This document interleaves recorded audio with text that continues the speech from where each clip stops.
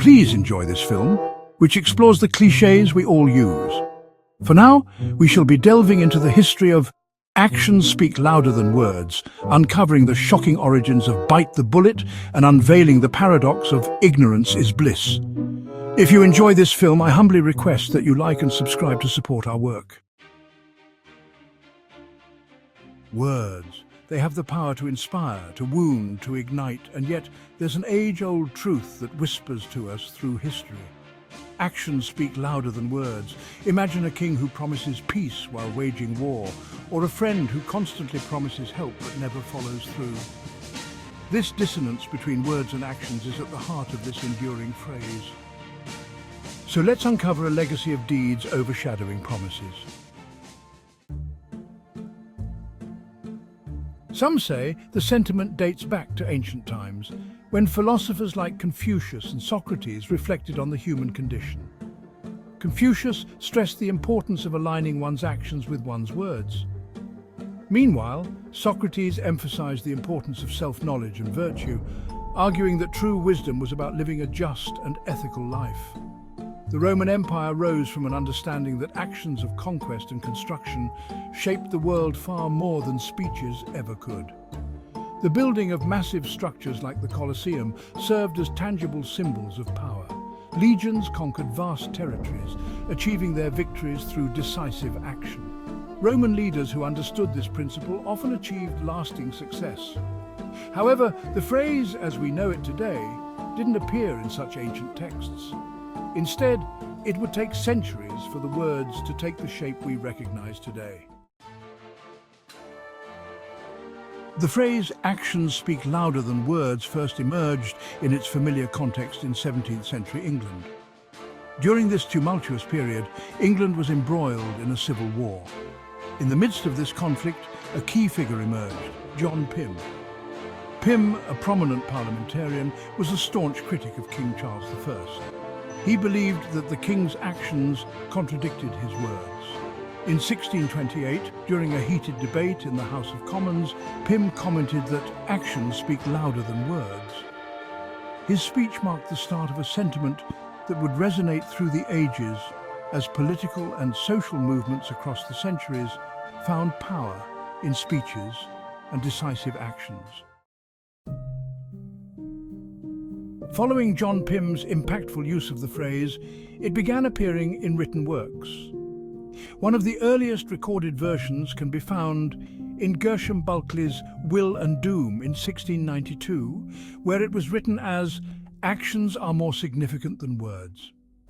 This version emphasized that words alone, no matter how eloquent, could not outweigh the power of deeds. Another significant record comes from 1736 in a text called The Melancholy State of Province, where the phrase appeared as actions speak louder than words and are more to be regarded. These records show that the idea had cemented itself in the public consciousness as an undeniable truth. In the 20th century, the phrase actions speak louder than words gained global relevance. From Gandhi's peaceful protests to Martin Luther King's marches, and even in today's world, where social movements transcend borders through not just the words we share, but the actions we take.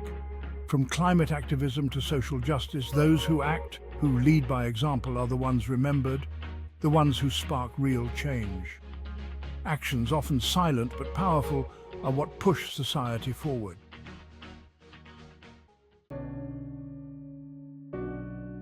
If you say that actions speak louder than words, you mean that people's actions show their real attitudes rather than what they say.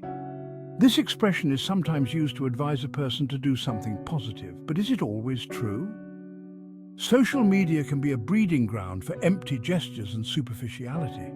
Does signaling your virtue in the digital world qualify as action in the real world? Can a like on a post stir people to change? Perhaps it's not just actions that matter, but the balance between the two. Words inspire, but actions prove. Words paint the vision, but actions bring it to life. Have there been moments in your life when words were enough, or did it take action to make a difference? Are there times when the loudest action is silence? After all, actions may speak louder than words, but sometimes the quietest moments speak the truth. In life, we all do things unpleasant or painful because they're necessary, even though we want to avoid them. Today, we uncover the origin of one of history's most enduring expressions, encapsulating this predicament. Bite the bullet. It's a cliché we often use without much thought, but its origins lie deep in the bloody fields of battle. Stay with us as we reveal the story behind the words we use. To understand the roots of the saying, "bite the bullet," we must first go back to the 19th century. It was a time when battlefield injuries were brutal, but anesthesia was rare. The horrors of war included injured soldiers, often requiring surgery on the field. Imagine, no medicine, no painkillers, just the excruciating agony of being operated on while conscious and injured. During these moments, soldiers would be given a bullet to bite down on. The hardness of the metal would help them endure the unbearable pain before, hopefully, they would pass out. But why, of all things, did the bullet become a symbol of this courage? The truth may surprise you. While the image of a soldier clenching a bullet in his teeth is a powerful one, the reality is that bullets weren't the most common tool for this purpose. Medics often preferred using softer items like leather straps or wooden sticks, objects that wouldn't shatter teeth or be swallowed under duress. So, why are bullets used in this cliché? Historians propose that the bullet's powerful symbolism stems from its strong association with war and suffering, a reminder of the harshness of battle and the sheer willpower it took to survive in the face of adversity. Over the years, the phrase solidified its place in our language, evolving beyond its wartime origins. Today, it's a metaphor we use in everyday life.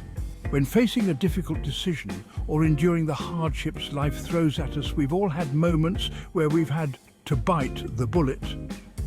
It reminds us to face life's most challenging moments with grit and determination, to endure and stay quiet.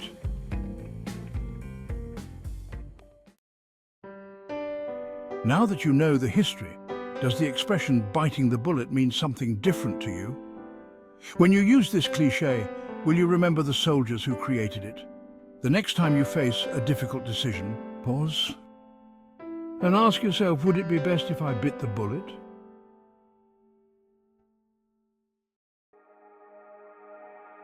Finally, let's reflect on a cliché that has puzzled many minds. What if I told you that sometimes the less you know, the better off you are? Could ignorance, that state of unknowing, actually be a source of happiness? It's a perplexing idea that is in opposition to our human nature. Let's explore a phrase you've often heard: ignorance is bliss. Rooted in a poem written nearly 300 years ago, let's uncover the origins of the cliché that could be the key to unlocking the door to happiness. To understand where ignorance is bliss comes from, we must return to 1742. The English poet, Thomas Gray, penned the famous lines in his work, Ode on a Distant Prospect of Eton College. In this reflective poem, he wrote the verse, "Where ignorance is bliss, 'tis folly to be wise." Gray was watching the carefree schoolboys of Eton, shielded from the world's harsh realities. In their innocence, they knew nothing of the struggles awaiting them in adulthood.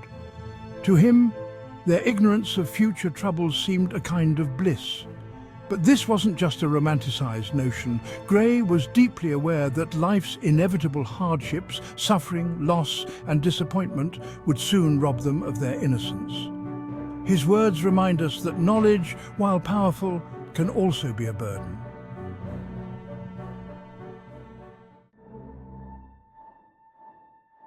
Fast forward to today, and we still wrestle with this paradox. In an age of information overload, some might say we are burdened with too much knowledge. News of global crises, social media's endless stream of updates, and the constant pressure to stay informed can feel overwhelming. Sometimes not knowing every detail may offer a kind of freedom, bliss even, but at what cost? In this sense, we might think of Peter Pan, the boy who famously chose never to grow up. Peter lived in Neverland, a place untouched by the realities and responsibilities of adulthood. Like Peter, a part of us might long to remain in blissful ignorance, free from the weight of the knowledge that time, mortality, and life's hardships inevitably bring. But even in Neverland, Peter's refusal to confront certain truths comes with its consequences. His eternal youth and freedom from responsibility also meant isolation. He could never fully connect with those who chose to grow up.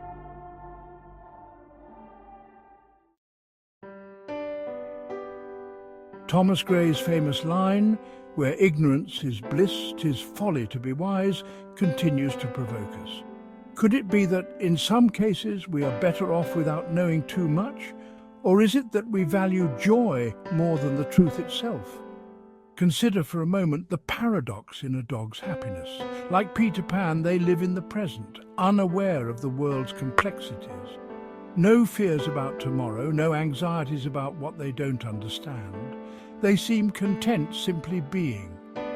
Their ignorance of life's burdens, such as mortality or responsibility, could be what makes them so joyful. The statement, "Don't ask questions you don't want answers to," highlights the paradox between our curiosity and the weight of what those answers might reveal. There are truths that once uncovered, we can never unlearn. So, is there wisdom in avoiding certain questions? In some cases, unawareness might be nirvana. So is ignorance really bliss? Or does the pursuit of knowledge, no matter how difficult, always hold greater value in the end? Could there be a balance between what we choose to know and what we choose to ignore? As we navigate a world full of information, we are left with this question. Would you prefer to know everything, no matter the cost? Or is there peace in embracing the unknown? And most importantly, leaving questions unanswered?